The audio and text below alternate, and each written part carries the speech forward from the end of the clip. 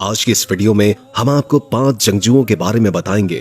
Video بہت ہی دلچسپ اور معلوماتی ہونے والی ہے، اس لیے اختتام تک لازماً دیکھیں۔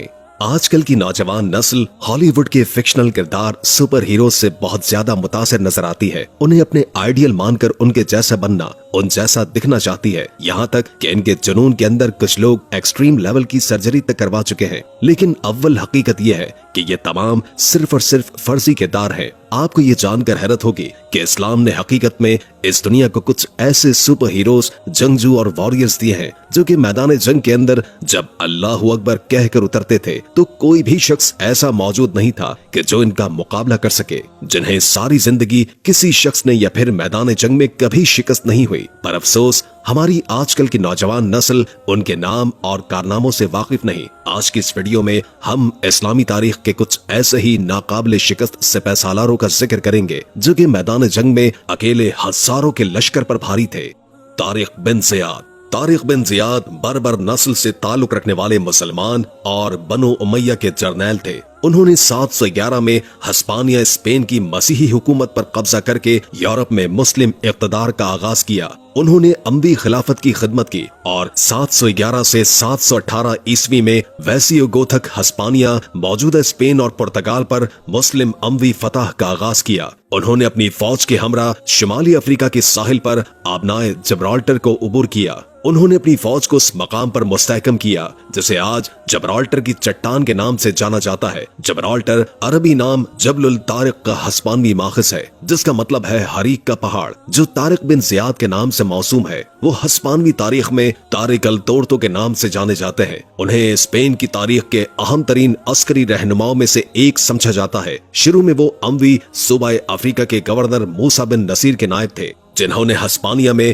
ویزوگوت بادشاہ کے مظالم سے تنگ عوام کے مطالبے پر طارق کو ہسپانیہ پر چڑھائی کا حکم دیا۔ 30 اپریل 711 کو طارق کی افواج جبرالٹر پر اتری۔ واضح رہے کہ جبرالٹر اس علاقے کے عربی نام جبل الطارق کی بگڑی ہوئی شکل ہے۔ اسپین کی سرزمین پر اترنے کے بعد طارق نے تمام کشتیوں کو جلانے کا حکم دے دیا تاکہ فوج فرار کے بارے میں سوچ بھی نہ سکے۔ انہوں نے 7000 سے پیش قدمی شروع کی اور بعد ازاں 19 جولائی کو جنگ وادی لک میں ویزوگوت حکمران لزریک کے 1 لاکھ کے لشکر کا سامنا کیا اور مارکے میں ایک ہی دن میں بدترین شکست دی۔ جنگ میں روڈرک مارا گیا۔ طارق بن زیاد نے اپنی فوج کو 4 ڈویژنز میں تقسیم کیا، جنہوں نے مغیث الرومی، غرناطہ اور دیگر مقامات کے تحت قرطبہ پر قبضہ کیا، جبکہ وہ ٹولیڈو پر قبضہ کرنے والے ڈویژن کے سربراہ رہے۔ اس کے بعد انہوں نے شمال کی طرف پیش قدمی جاری رکھی، گوارڈ الجارا اور استورگا پہنچ گیا۔ اس کے بعد موسیٰ کی آمد تک طارق ہسپانیہ کا گورنر تھا۔ حریق کی کامیابی نے موسیٰ کو دوسرے حملے کی منصوبہ بندی کرنے کے لیے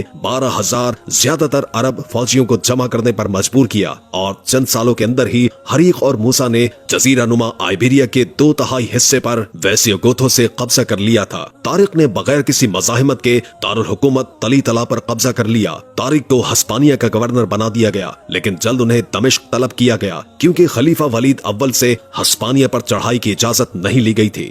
صلاح الدین ایوبی الناصر صلاح الدین ایوبی بن یوسف بن ایوب، جنہیں عام طور پر صلاح الدین ایوبی کے نام سے جانا جاتا ہے، ایوبی سلطنت کے بانی تھے۔ وہ نہ صرف اسلامی تاریخ بلکہ تاریخ عالم کے مشہور ترین فاتحین و حکمرانوں میں سے ایک ہیں۔ وہ 1138 میں موجودہ عراق کے شہر تقریت میں پیدا ہوئے۔ ان کی زیر قیادت ایوبی سلطنت نے مصر، شام، یمن، عراق، حجاز اور دیار باکر پر حکومت کی۔ صلاح الدین ایوبی کو بہادری، فیاضی، حسن و خلق، سخاوت اور بردباری کے باعث نہ صرف مسلمان بلکہ مسیحی بھی عزت کی نگاہ سے دیکھتے تھے۔ صلاح الدین ایوبی اپنے کارناموں میں نور الدین زنگی پر بھی بازی لے گئے۔ ان میں جہاد کا جذبہ کوٹ کوٹ کر بھرا ہوا تھا اور بیت المقدس کی فتح ان کی سب سے بڑی خواہش تھی۔ صلاح الدین ایوبی کو فاتح بیت المقدس بھی کہا جاتا ہے، جنہوں نے 1187 میں یورپ کی متحدہ افواج کو عبرتناک شکست دے کر بیت المقدس ان سے آزاد کروا لیا تھا۔ صلاح الدین ایوبی 1193 میں دمشق میں انتقال کر گئے۔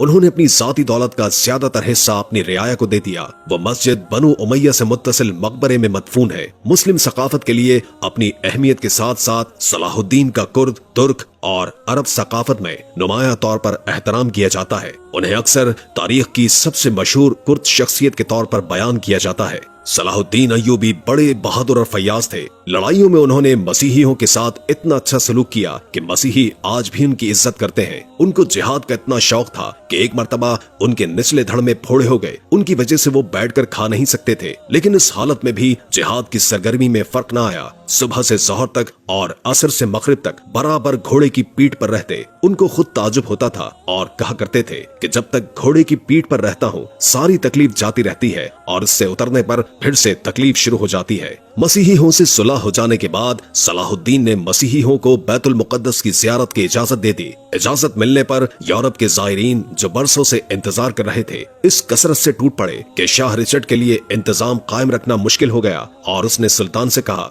कि वो उसकी तहरीर और इजाजतनामे के बगैर किसी को भी बैतुल मुकद्दस में दाखिल न होने दे। सुल्तान ने जवाब दिया, ज़ायरीन बड़ी बड़ी मसाफतें तय करके ज़ियारत के शौक में आते हैं, उनको रोकना मुनासिब नहीं। सुल्तान ने न सिर्फ ये कि उन ज़ायरीन को हर किस्म की आजादी दी, बल्कि अपनी जानिब से लाखों ज़ायरीन की मदारात, राहत, आसाइश और दावत का भी इंतजाम किया। सलाहुद्दीन का गैर मुस्लिमों से सलूक ऐन इस्लामी तालीम के मुताबिक था और उसका सबूत यह है कि इस्लामी हुकूमत में गैर मुस्लिमों के हुकूक भी उसी तरह महफूज हुए हैं जिस तरह मुसलमानों के। नूरुद्दीन की तरह सलाहुद्दीन की जिंदगी भी बड़ी सादा थी। रेशमी कपड़े कभी इस्तेमाल नहीं किए और रहने के लिए महल की जगह मामूली सा मकान होता था। सुल्तान एक सच्चे और पक्के मुसलमान थे। मसीहियों के एक हमले में रेनॉल्ड ने ये जसारत की कि बहुत से दीगर मसीही उम्रा के साथ मदीना मुनव्वरा पर हमले की गरज से हुज्जाज मुकद्दस पर हमलावर हुआ। सलाहुद्दीन अय्यूबी ने उनकी सरगर्मियों की रोकथाम के लिए इक़दामात किए और फौरन रेनॉल्ड का ताक़ुब करते हुए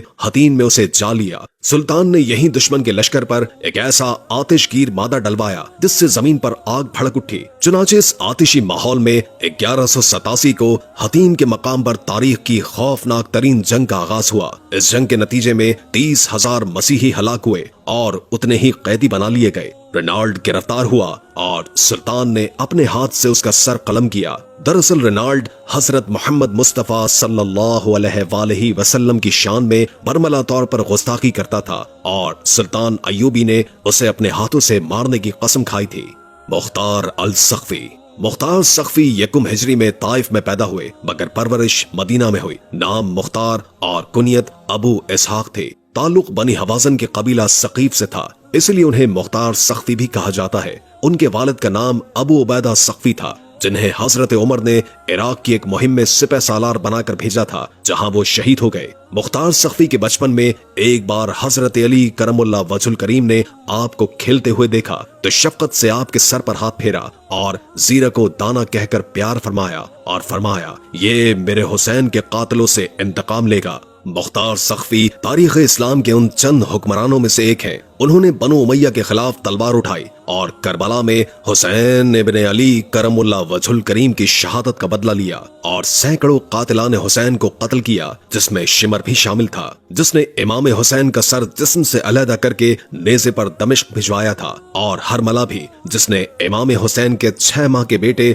अली असगर को तीर से शहीद किया था, वो मुहिबान अहले बैत में से थे। मसलन जब अमीर मुख्तार ने उमर साद और इब्ने ज़ियाद के सर इमाम ज़ैनुल आबिदीन अलैहिस्सलाम को भेजे तो उन्होंने अमीर मुख्तार के हक में दुआए खैर की। इसी तरह इमाम मोहम्मद बाकर अलैहिस्सलाम ने बास नुक्ता चीनियों को कहा कि मुख्तार को गाली न दो क्योंकि इसने हमारे कातिलों को कत्ल किया है और हमारे खून का कसास लिया। आप उबैदा इब्ने ज़ियाद की क़ैद में अहले बैत से मोहब्बत के जुर्म में कैद रहे। जिस तरह इमाम हुसैन रज़ी अल्लाह ताला अन्हु की शहादत के वक्त बेशतर मुहिबान अली को कैद में बंद कर दिया गया था। तारीख में कैदियों की यह तादाद कई लाख लिखी हुई है, लेकिन कूफे के अहले बैत से मोहब्बत करने वालों को कैद करके उबैदुल्लाह इब्ने ज़ियाद ने ऐसे दीन फरोश अफराद के सुपुर्द कूफा कर दिया जिन्होंने इमाम हुसैन रज़ी अल्लाह ताला अन्हु के भेजे हुए अपने खास सफीर और तायाजाद भाई मुस्लिम बिन अकील को यको तन्हा कर दिया और यूं उन्हें हालत मजलूमियत में शहीद कर दिया गया। मुख्तार बाहर के वाकयात से बेखबर इस बात की तवक्को लगाए हुए थे कि हमारे आका हुसैन रज़ी अल्लाह ताला अन्हु की आमद के साथ ही ये सख्तियां खत्म हो जाएंगी और इमाम हुसैन को उनका जायज हक के खिलाफत मिल जाएगा। मगर जब